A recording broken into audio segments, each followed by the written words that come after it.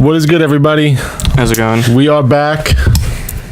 Me, Mike, and the kid. Paul Lacari.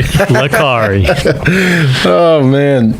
So, last time we did this podcast, it was, like the first week in January-ish? Yeah, probably about a month ago, maybe. Yeah. Lots happened. I was in San Antonio for a wedding, and the only place I've ever been to in Texas is San Antonio, and to be quite frank, the place is kind of weird. I've been to Austin, never San Antonio.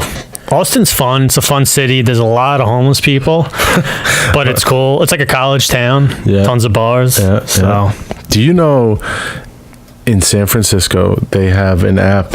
We should actually look for it. They have an app where you can actually mark where homeless people are pooping in the city, because they have such a. No, I'm serious. They have a serious homeless issue where their laws there are very liberal or something like that, and they're busing in homeless people from other cities to San Francisco. Who developed this app? Was it like the city, or is it like? Swear to God, was it like Elon Musk? Like, we have a shitting problem. No. We need to.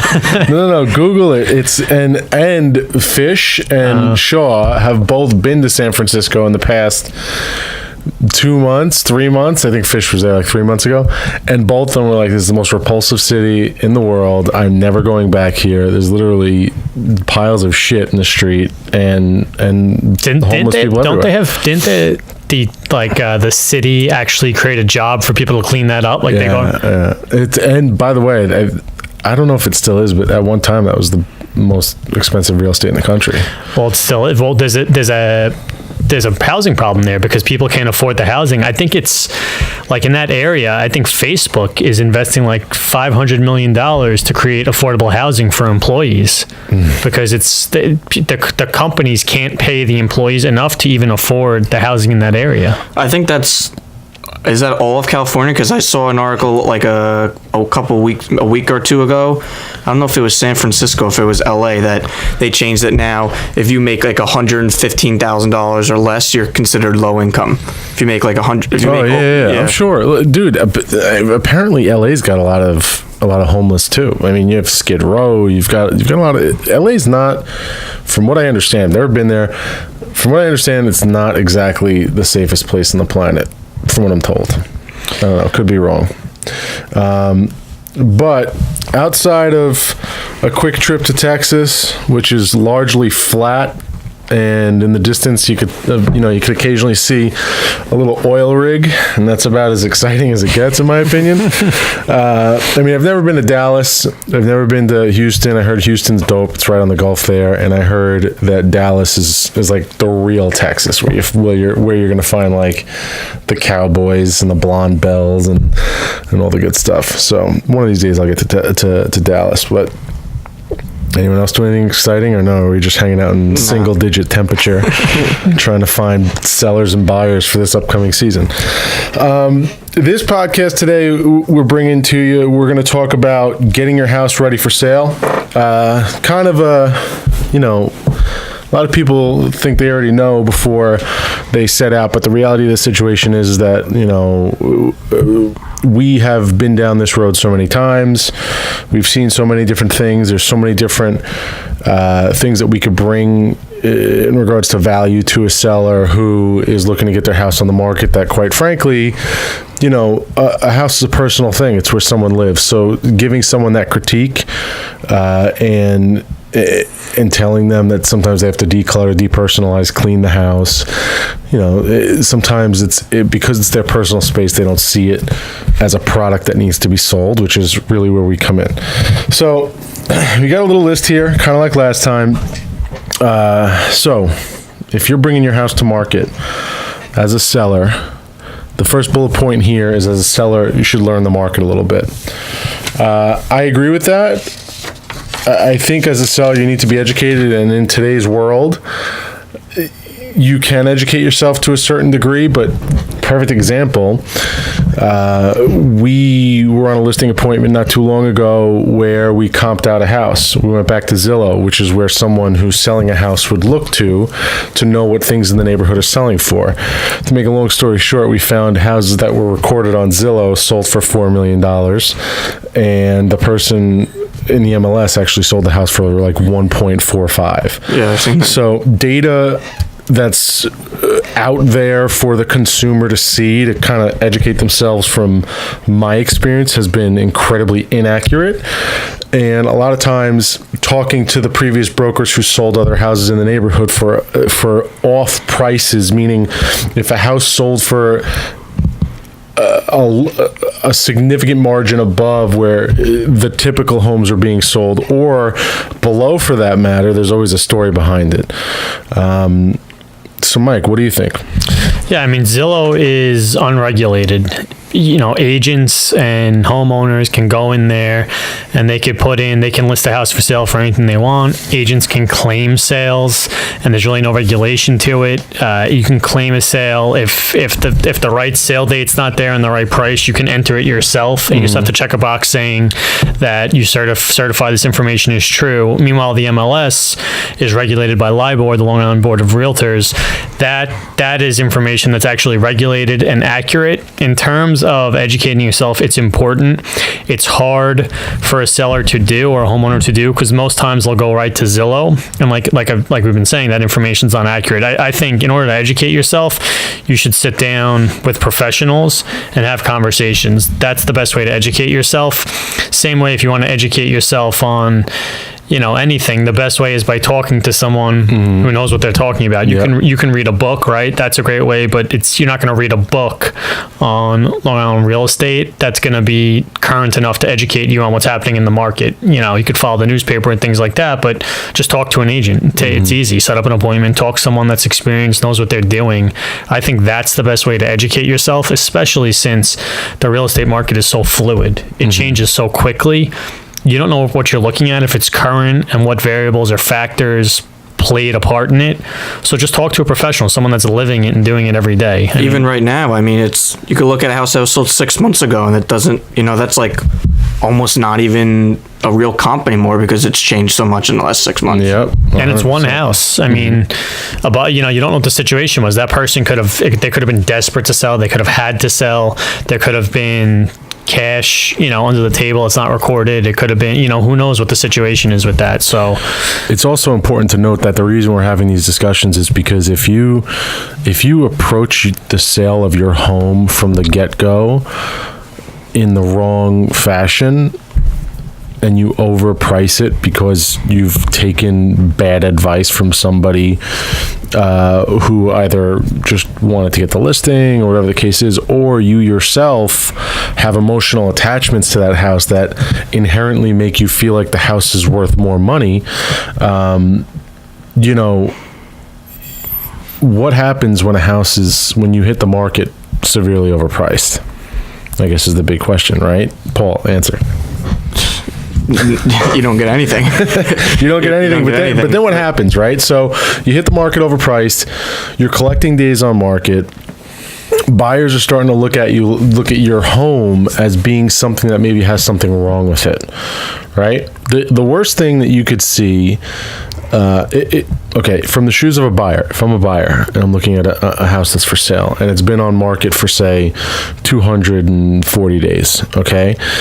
When I see that property as being on the market for that long, the first thing that comes to mind is, that property has something wrong with it, and it's been seen by plenty of people already. Why hasn't it been bought? Maybe the seller's unrealistic about the price. Or third, if they see multiple significant reductions in that price over the course of that period of time, and now you're chasing the market down, the buyer may be the only buyer you're dealing with, and they may know that. So then, they've got you in a position where they have all the leverage because they're the only one at the table actually making offers, and then they could start making demands, and then you might end up selling the house for something that you don't even want to sell it for.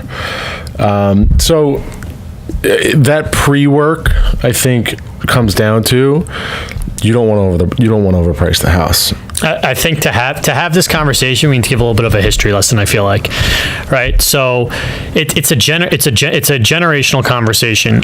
Older generations have a hard time understanding this. I feel like the younger generation gets it. The reason is this: the older generation, right? It's not 1996 anymore. 1996, if someone wanted to buy a house, the internet wasn't what it is now. They had to go to their local real estate office, say what's for sale.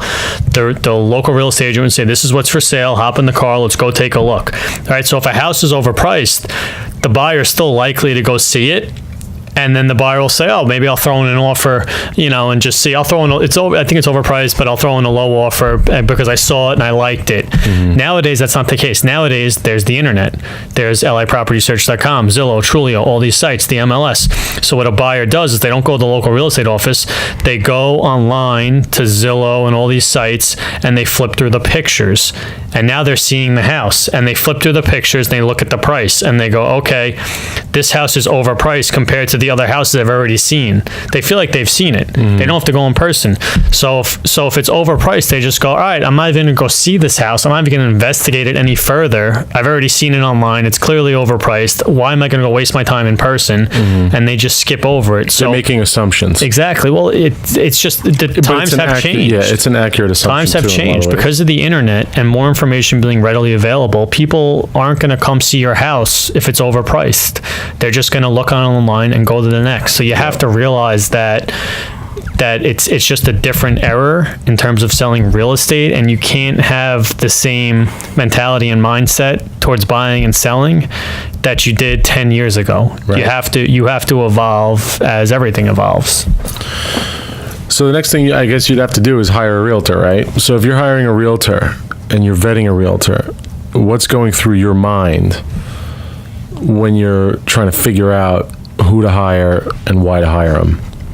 Oh, I mean, I guess the first thing is just, we have to have confidence in them, right? I mean, you have to be able to know that, listen, if I'm going to commit, 6 months or so to getting you to sell my house, I want to make sure that beforehand that, I'm very confident that you're going to sell my house. Mm-hmm.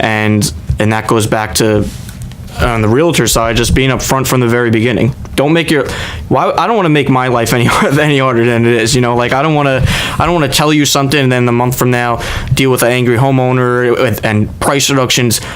Trust me, I don't like dealing with that. It's not fun. Yeah, it's not fun at all. I don't like dealing with that. It's just gonna make it harder for everybody. They're hard conversations. No one wants to have a hard conversation. Yeah, and it's just a bad experience. I mean, people are only doing this, what would you say, 1-2 times ish ever, maybe. Yeah. Mm-hmm. So I mean, if I'm a homeowner, I want to make sure I get it right?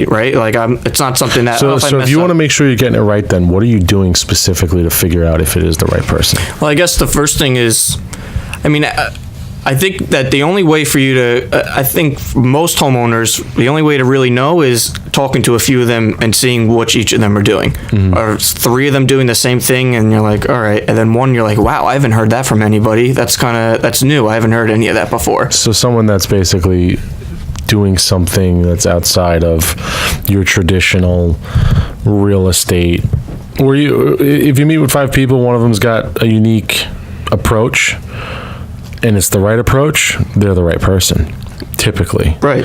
I can tell you from our personal experience that, people typically, they're looking for a few different things. They're looking for someone that has a track record, because the track record confirms that they can do it, and then they want to know what they're actually going to be doing to get the house sold. Now, I will tell you, we're in strange times with technology because things have changed in a big way, and especially if we start to head towards a buyer's market this year, which we think we're heading towards, even though the Fed sort of changed its tune a little bit in regards to what they plan on doing moving forward, which is why capital markets have gone back up. Also, I think it's relative to the price point. Yeah, so 100%. To say, you don't want to just make a blanket statement, say it's going to be a buyer's market, it's going to be a seller's market. There's a difference in the $300,000 price range and the $3 million price range. Yeah, I mean, yes, 100%. And every Nassau County is different than Suffolk County and the whole deal. But I think if your realtor is with the times, now with the times, I mean are they marketing your property where everybody's attention is today, right? So years ago, everybody's attention was on the New York Times or television, or there was a time when radio dominated everybody's attention, right? 60 years ago, but it did. Today, all of those old forms of entertainment or where people spend most of their attention is for the most part gone. And major corporations, small businesses, they're shifting their dollars to apps on the cell phone, right? And if your agent doesn't have a digital approach in today's world to selling your home, if your home is anything outside of cookie cutter, you're gonna have a very hard time selling it. Even cookie cutter, because how are you going to make your home stand out versus all the other homes that are cookie cutter? The bottom line is you're not going to get a premium for your cookie cutter. The bottom line is the best thing to do is interview multiple agents, right? You're hiring someone to do a job for you. That job is sell a house worth, at least here on Long Island, at least a few $100,000, if not much, much more. Why would you do yourself a disservice? Take the time to interview agents. That accomplishes two things. One, it accomplishes the first one, which is educate yourself on the market. You can ask them about the market. And two, it accomplishes the second one, which is how do you choose the right agent? Well, after you interview 3, right, you'll start to see, okay, I see what I see what this one I like from this one, I don't like from this one. This person presents themselves well, they're informative, they know what they're doing, they have a nice marketing strategy. It just doesn't make sense when you're dealing with that much money and such a large asset to not interview multiple agents and talk to them. Yep.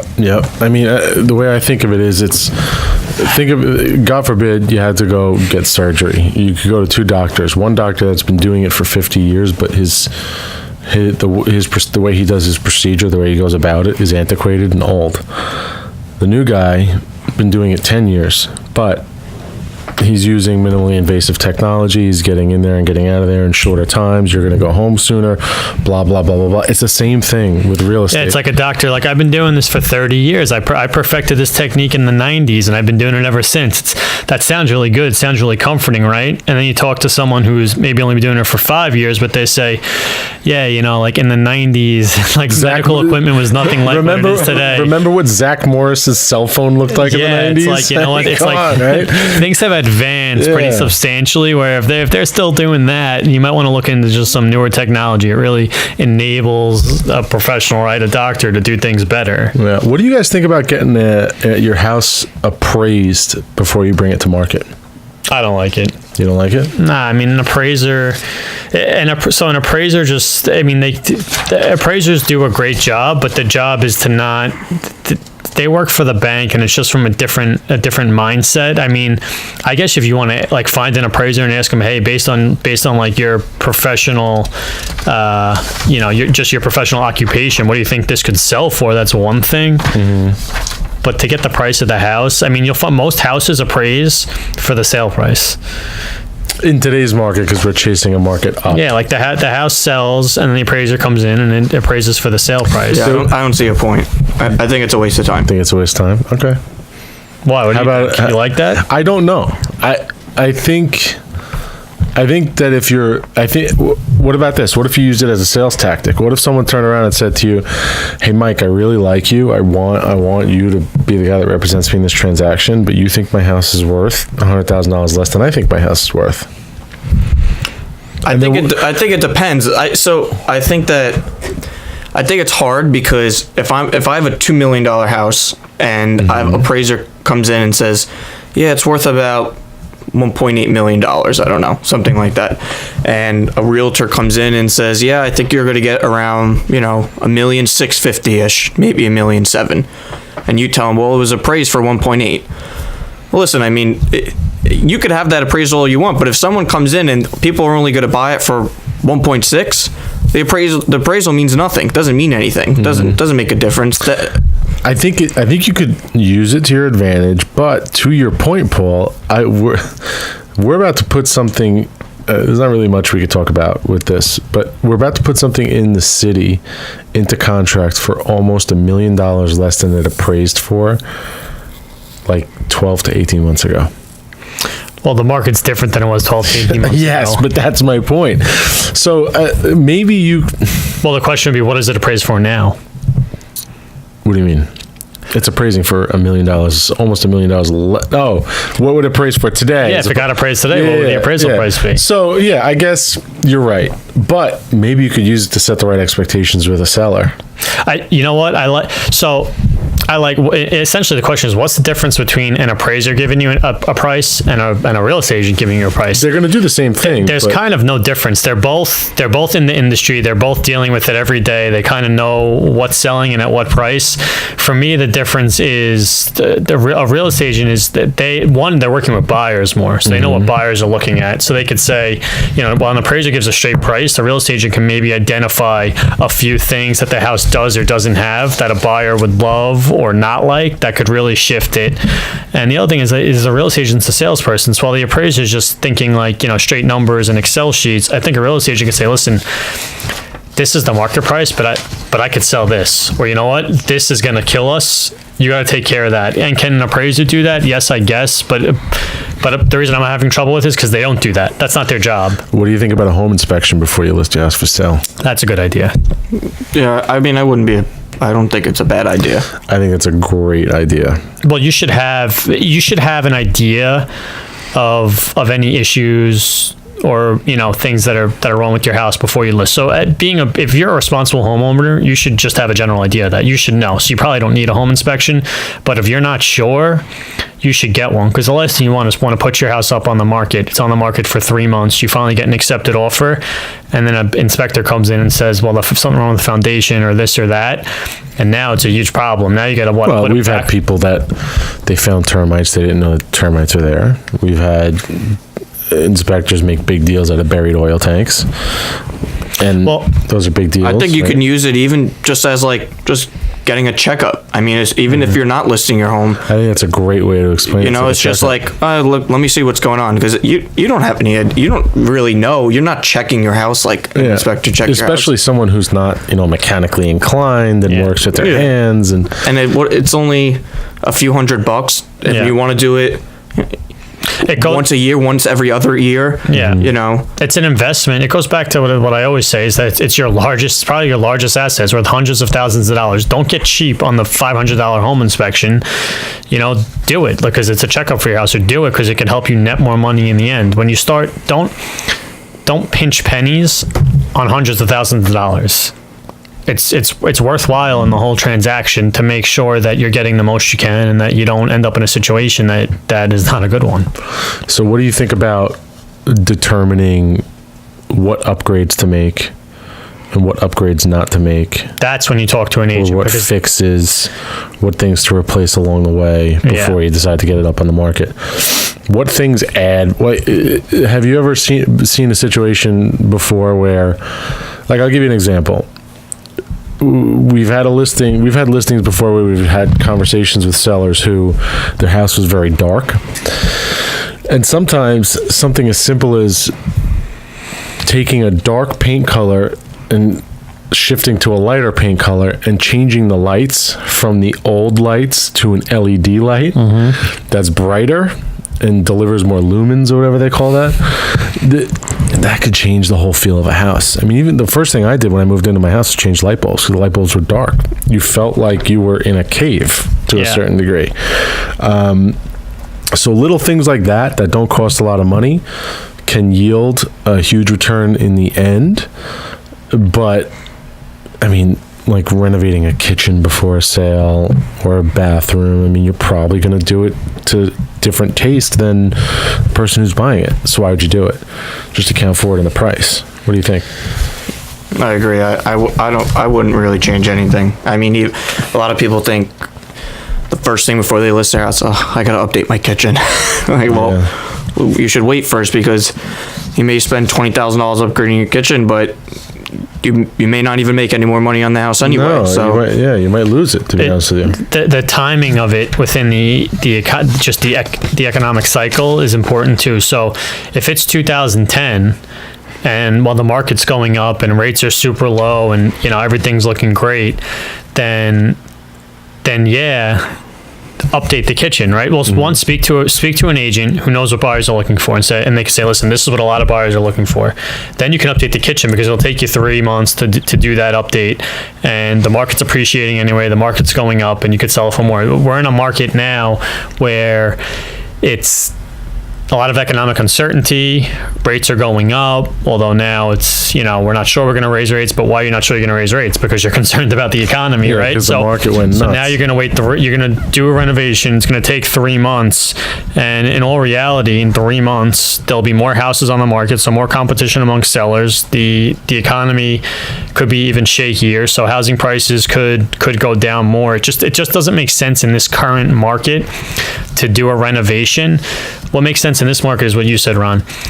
Clean the house up, make it a nice appearance, make sure the light bulbs are nice and bright, right? And the house isn't dark. Little things like that you can do quickly that are going to make it look nicer. That makes sense in this current market. But big things. What do you think about curb appeal, cleaning up the property? Yeah, huge. It's easy, it's cheap, it's quick.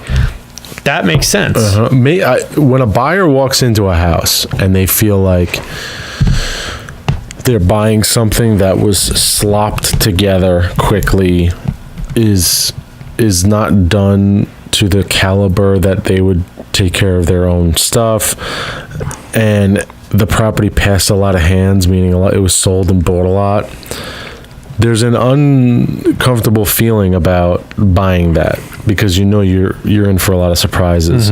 When you buy something that has maybe had 1 or 2 owners, or is brand new,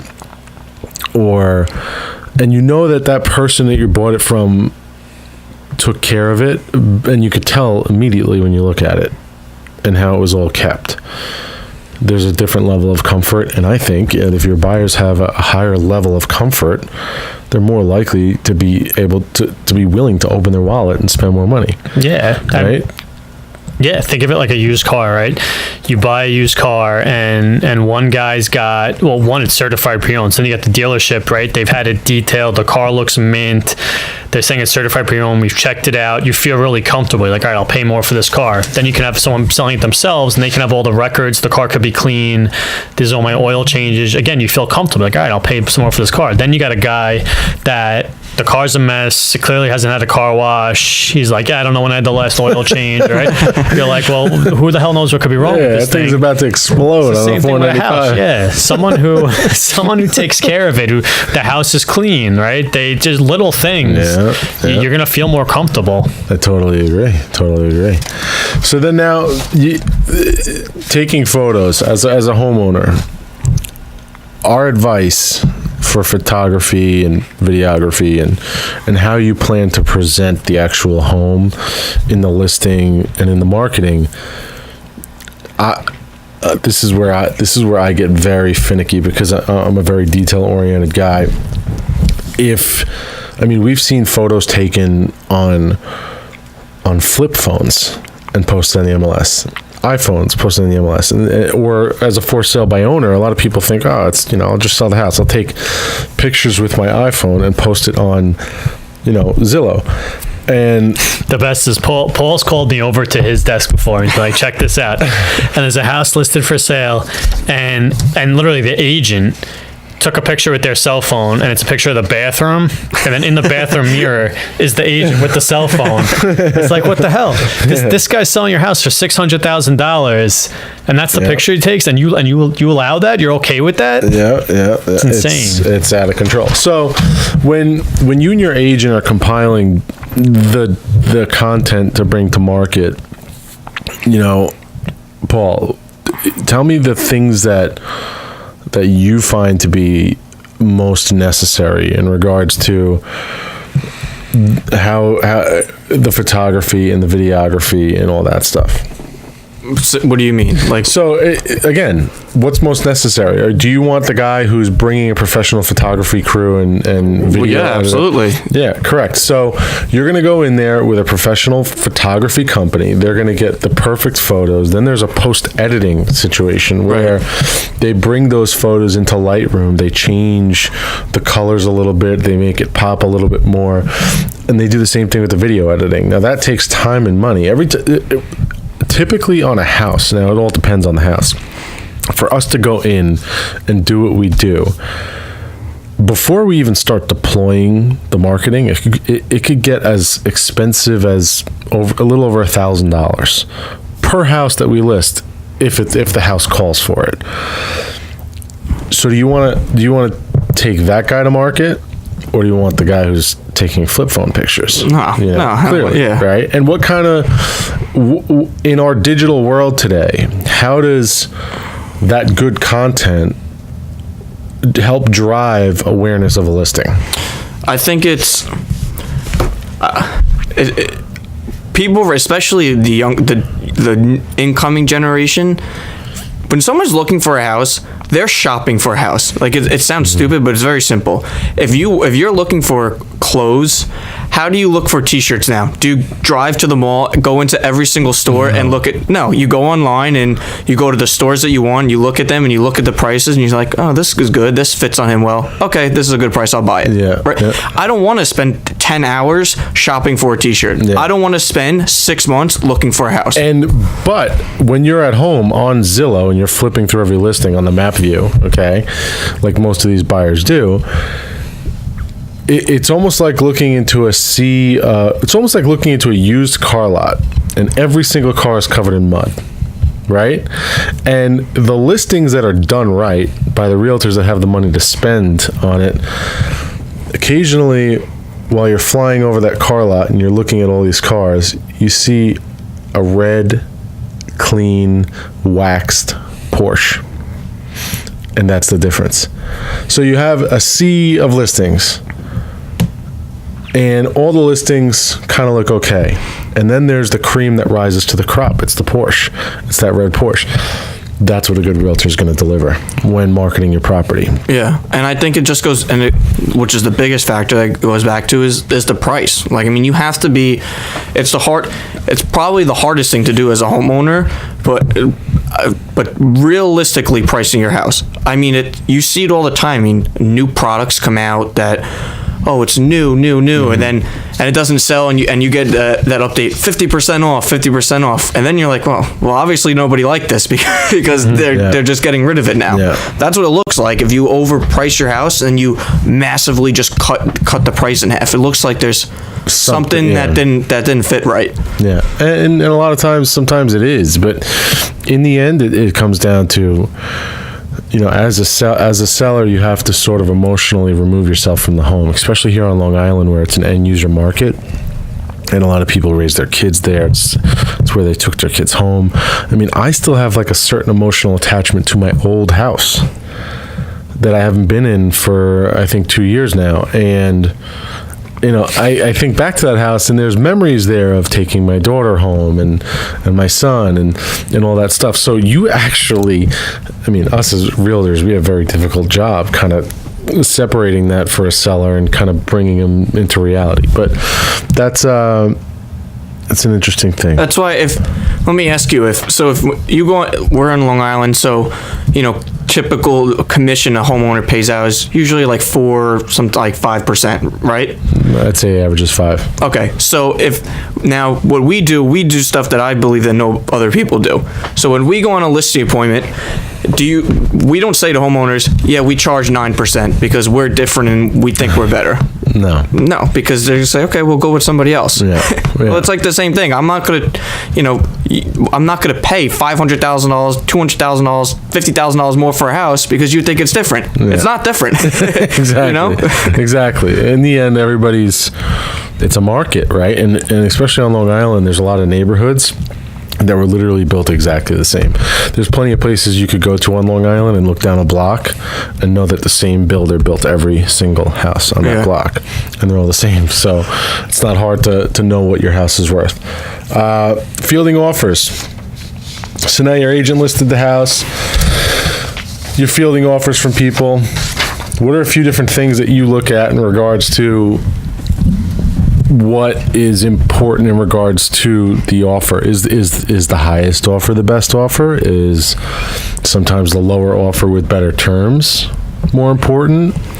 Or is the offer that's all cash better than the one that's not? I mean, what do you look at in regards to what are some factors that really can blow the doors off of a good offer from a bad offer? Obviously the first thing is the purchase price. That's obvious. Everyone looks at, all right, what's the purchase price? The first thing is the purchase price, but other important things to consider are how much they're putting down versus how much they're financing. So are they putting 20% down and getting mortgage for the remaining 80%? Are they putting 10% down, getting mortgage for the remaining 90%? That's important. How much cash they're putting down on contract is important. So when they sign the contracts, how much are they putting down? They're putting down 10,000, 20,000.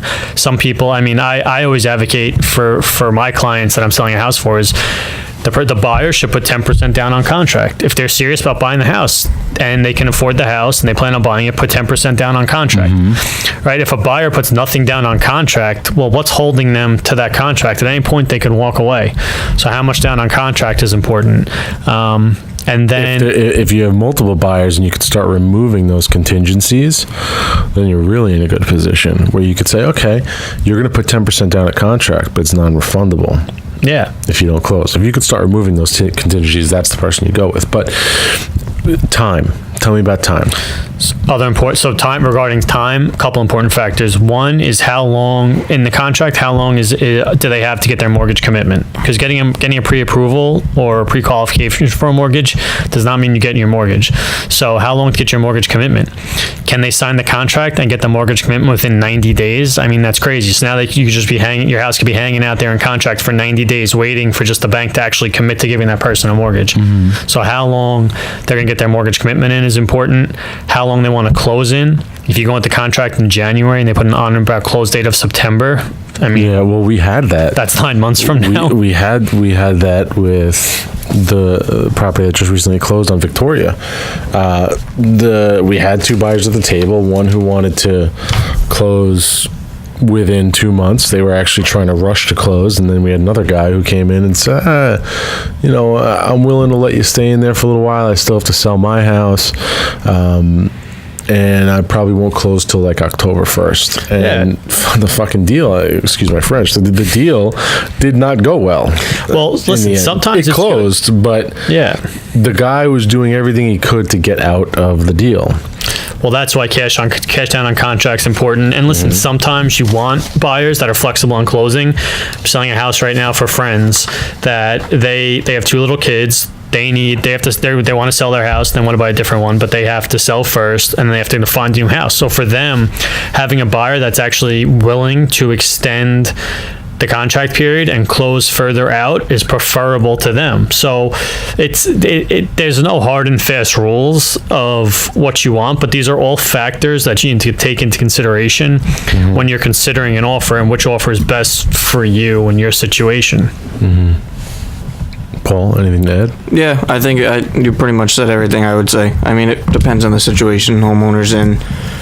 How fast they want to get out, how fast they don't want to get out. I think anything that you can do to just minimize risk. I want the least amount of risk as possible that this is not going to happen. Because, look at if somebody went in contract 4 months ago and their deal fell out last month, then probably not getting that price that they had the house in for contract 4 months ago. So you better make sure if you're going to go in and you're going to take it off, you're pretty confident it's going to go through. Cool. What about, Paul, what about all cash? When these people come in, all cash. What does that mean to you? Does it mean anything? I think that all cash, it does. I mean, like you said, the first thing is the purchase price. If the house is $1 million and they say, we'll give you $600, but it's all cash. Well, no, I don't care, because that all cash is not worth $400,000 to me. But if you came in at, at $950 and I'm guaranteed it's going to close, well then, maybe I'll take the $950. So,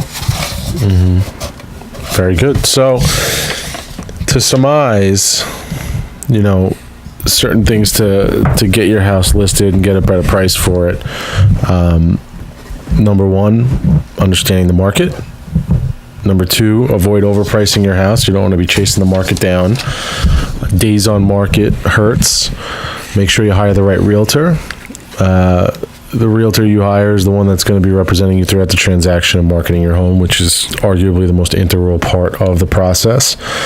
hire an attorney. We didn't discuss that. An attorney's important too, right? You want to hire a real estate attorney. You do not want to be hiring an attorney who's doing divorce court, right? Divorce law, and then now they're starting to represent you on real estate transactions. It's about, like Paul said, it's about minimizing risk. You could have, a lot of people could have a friend who's an attorney or something, or just hire like a general attorney, and it can go fine. But you want to minimize risk, and if there happens to be something in that contract or with that house, and you don't have a real estate attorney, and the other party has a real estate attorney, your attorney can get picked apart because the real estate attorney deals specifically with that. And that's nothing against your attorney. It's the same as anything in life. It's if I'm not an accountant, if I try and, do the books for someone versus an actual accountant doing them, it's just not going to be as good. It's the same thing as a doctor. There are neurosurgeons, there are cardiothoracic surgeons, there are... Yeah, like you're not going to let a neurosurgeon operate on your heart. You're not going to let a cardiac surgeon operate on your brain. They wouldn't know what to do, and it's the same exact thing. Same with attorneys. Plus, the other thing is I've seen divorce attorneys offer to handle someone's real estate transaction, because divorces usually end up in a sale of a real estate transaction, and instead of charging a fixed rate, which is what most real estate attorneys do, which is anywhere from like $1,500 to $2,500 for a transaction, they were billing the client hourly for the real estate stuff. So God knows what they paid on that to get the house sold. The home inspection, I like. The appraisal, you guys don't. I don't know. I'm unsure about that. I don't know if it's good or bad. I do like tweaking the house a little bit. The paint, the brighter lights, the little tweaks, but don't break the bank. Don't start spending money that you're going to spend expecting to get it back, because there's a good chance you won't, especially in a market where interest rates are going up. Make sure you're generating proper content, from photography to videography to floor plans, and you're distributing it in the places where people's attention are, which is on the phone today and not in other places. Depersonalize, declutter, detach, put a little bit of effort into cleaning the house and the property. Manage it through to close. Make sure you choose the right buyer to minimize risk, and you should be on your way. Anyone else have anything to add? Hire a moving company. Joe, that's actually a great point. I tried moving my house. I rented a U-Haul truck with my little cousin and said, you know what? I'm a stud. Go to the gym 5 days a week. I'm going to move my house. That did not work out well. Wow. I think I hyperextended my knee and was in pain for a month and a half after the fact. If it's $3,000, it's worth it. You don't realize, like every little drawer you got to unpack, you got to carry everything in and out. It's such a nightmare. Again, you're selling your house for hundreds of thousands. Just pay the money and hire a moving company. It's worth the convenience. When you use professionals, you are happier, and they do a better job. And then you could have time to do what you want to do, or work, enjoy yourself, whatever it is. So let's do some current events. Interesting stuff here. First, the most expensive property, the most expensive residential property in America was sold at a price of $238 million. The buyer is Ken Griffin. Ken Griffin is a hedge funder. He runs Citadel, right? Yes, Citadel. It's 23,000 square feet, a quadplex encompassing the 50th through the 53rd floors of a limestone tower developed by Vernado Realty Trust and designed by Robert A.M. Stern. It's 220 Central Park South. Is that insane or what? I don't even know what to say about that. You think it's insane, but then this got me on the Google, and I was doing some stuff. So I came across the Bloomberg Billionaires Index. So Bloomberg, like Bloomberg.com has a billionaires index where it has all the billionaires, and it has how much they're worth, and it has how much they've, like, the most recent change in how much they're worth and how much they've made year to date. So you think it's crazy. And then I saw this guy, Ken Griffin, year to date made something like, it's January 25th. Hasn't even been a month of 2019, and the guy's made like $800 and something million. Not bad. So literally, he took like he basically took like 1 week's pay and bought a place. So like when you think about it like that, it's not that crazy. Love it. Which brings up something else, is that there is a wealth gap problem in this country. Yes. So there's actually a discussion about this that residential brokers are talking about, specifically in Manhattan. And by the way, the record for the most expensive property in Manhattan sold prior to this was $100.5 million by Michael Dell, who bought the penthouse at 157, which is like right there too. They both have Central Park views. They're just different super talls on Billionaires Row. But you're right, there's a wealth gap. And the talk is the question is this a one-off insane purchase, or is this going to become more commonplace? I mean, as the rich get richer, right? So this guy, you can look, so I don't remember them all, but like Jeff Bezos, richest person in the world on the billionaires index, worth like 130 billion. He's made year to date $4 billion. This guy's made $800 million year to date. So in less than a month's time, these guys are accumulating that much wealth. Their wealth is going up exponentially every single year. And just think of your average American, that's not happening. So the money's just, they've created these businesses where the money's being funneled to them exponentially more and more. So as these guys get more money, I mean, they're either going to do more philanthropy or they're going to spend it more. Well, they got to put it somewhere. So they're either buying stuff, property. They're doing philanthropy, but they don't even know what to do with all their money. So I think it's definitely going to continue. The issue is, what do you do about the problem of the wealth gap? I mean, that's the real issue. I mean, I don't know what the answer is. I mean, obviously socialism's not the answer, but the answer is get rich. Figure out a way to get rich. Get rich, you don't got to worry about it. Yeah, we actually met with someone recently who their opinion was that, and what they were doing, they come from a wealthy family. They were discussing investing in trailer parks as being like the next best thing, because they feel like the wealth gap's going to get so big, and there's a very, very, very small percentage of the population that actually harbors all the wealth in this country, and the majority still need a place to live, and it's going to be trailer parks. So they're buying. So there you go. You're either buying $200 million penthouses. You're either living in a $200 million penthouse. You're living in a trailer park. I mean, that's obviously an extreme view of it, but it's a nice aerial view of the whole situation. Yeah. Purple Bricks. They're changing their model. They're still charging flat fees, but they're going by market. Mike, what do you think about this whole situation here? Listen, all right, I'll tell you exactly what's going on.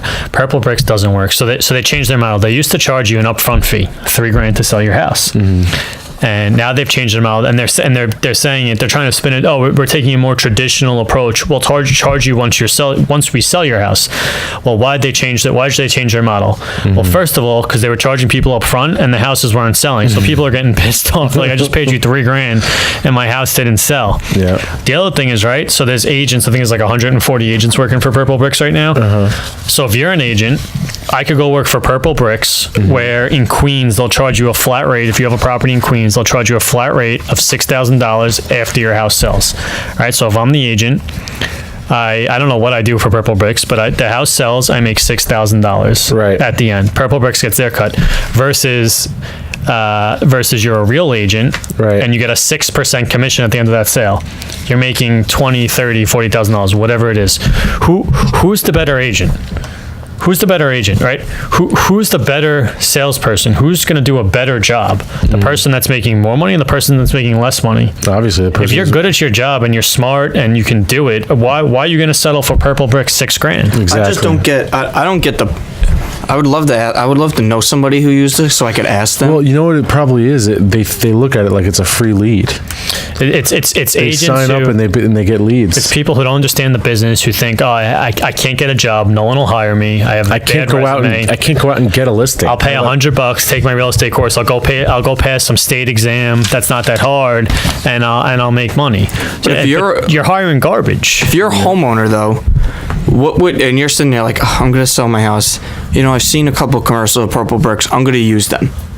Why though? Like what are they? They're not. Because you haven't done step one. You haven't educated yourself. Yeah. That's step one. That's it. Educate yourself. Because you might as well just list it on your own then. I mean, you're not. I don't think they're doing anything other than just putting it up for sale on MLS and Zillow and whatnot. Yeah. They're not doing anything. No, it doesn't make any sense. So the next article talks about Florida residential brokers and developers chasing New York buyers who are affected by the New York State tax law. So we've talked about this before on the podcast, the SALT deductions in New York, which don't allow people to deduct more than $10,000. And we all know that we live in a very highly taxed area, right? So there's reports that a lot of people are starting to look at Florida very seriously because there's no state income tax.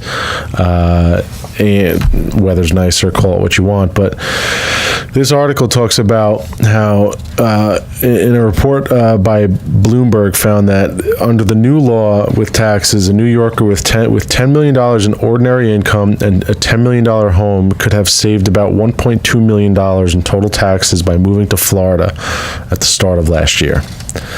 So, save 12%. Yeah, man.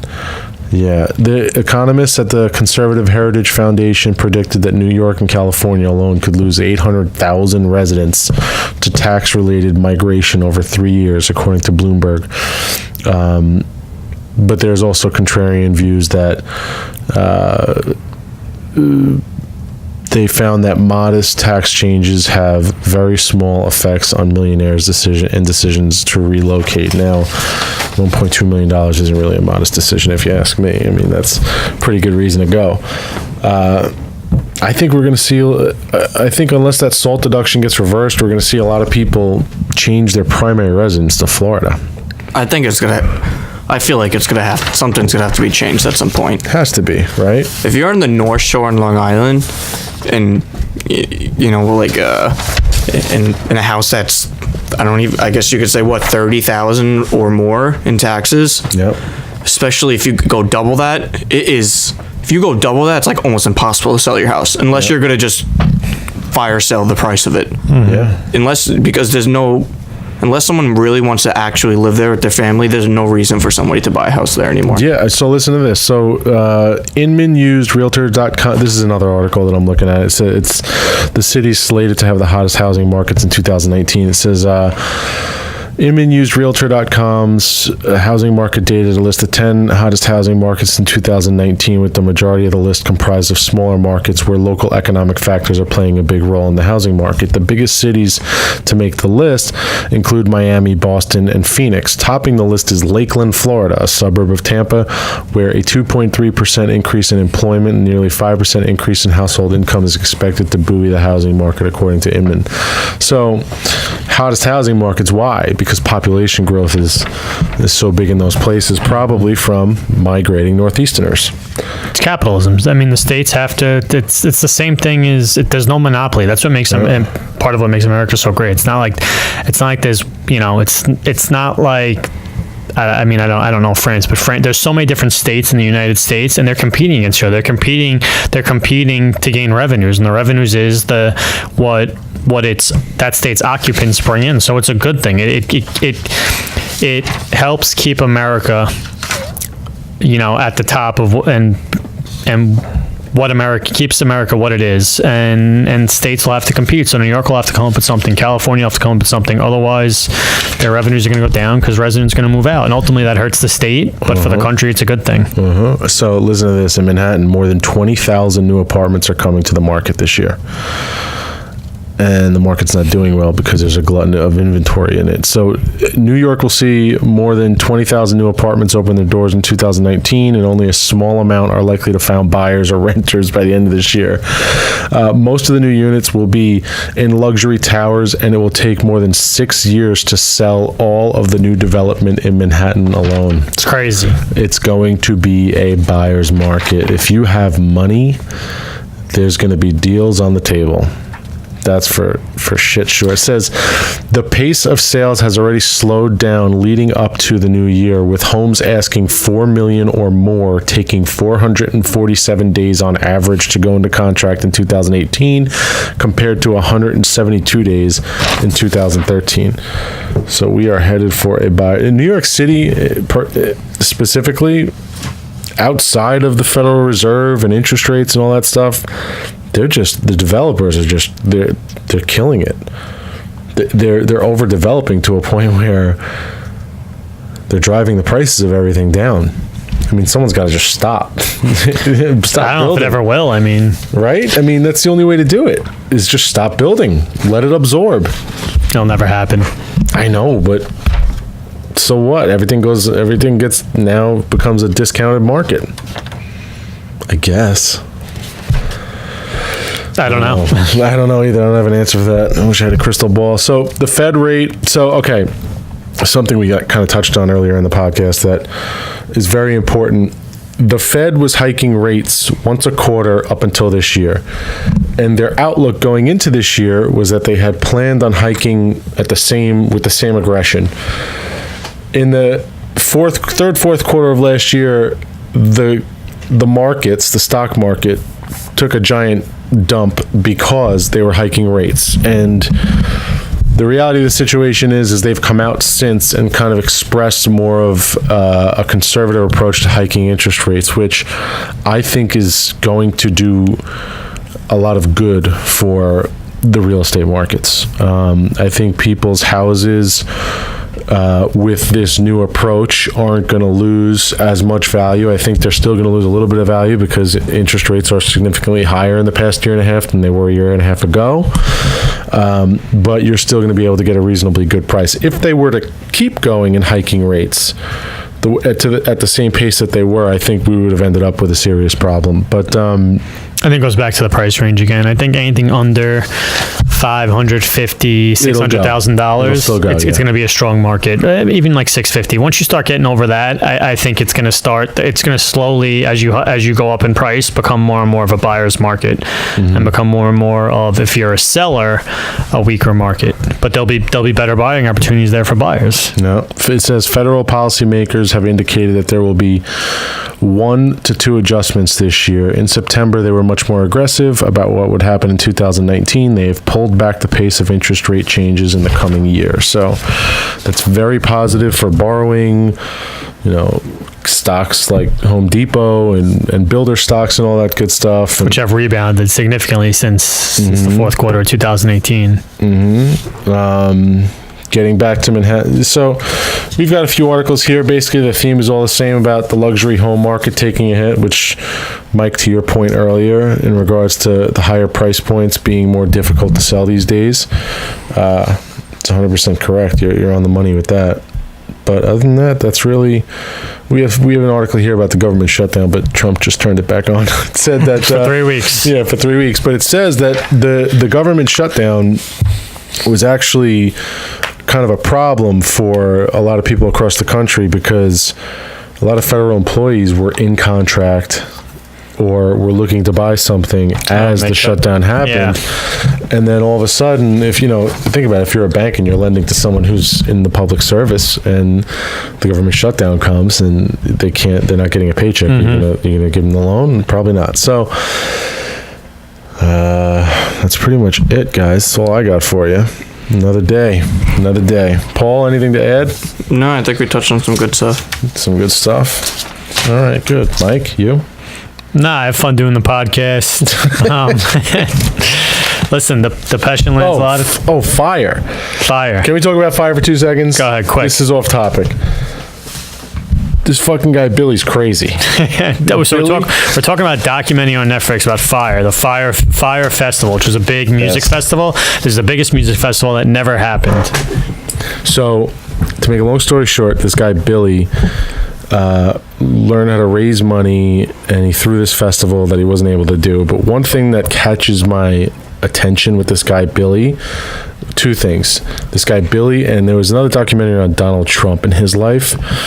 To make a long story short, the 2 things Billy and Donald have in common They were masters of marketing. This guy, Billy, what he did with social media to drive awareness of fire is basically what we do with houses. Right? Well, so yes and no. This guy, Billy, sold the dream. He created this dream, this vision that he got people to buy into, and he sold the dream. Yeah. Now, we also sell the dream. The difference is we actually deliver when we sell the dream. Yes, okay. We're not This guy, sociopaths like Billy Billy. sold you, you know. But the long and short of it is this guy, through his ability to know how to work the public with what do you call it? By selling them a dream. Very similar to Donald Trump and how he protects the fact that he's a millionaire. If you put something in writing that says Donald Trump's not a millionaire, he sues you. Okay? And there was another documentary on Trump. I'll find it for the next podcast and we'll talk about it. But what I noticed about him was he cared more about what the tabloids were saying about him, and he would read through the papers every day, and his public persona was more important to him than maybe his actual business. Well, perception is reality. Yes, perception is reality, and that was very interesting to me, and I feel like there's a lot of people that kind of exemplify that they're very hyper aware of what the public thinks of them, and they know how to market to those people to sell them a dream. And it just snowballs into crazy success, but not in Billy's. Well, situation. your reputation's everything. So perception's reality up to a certain point. And then at a certain point, you actually have to be able to deliver, or whatever it is. 100%. All right, boys, that's it. We are done. Have a good evening, and we will see you next time.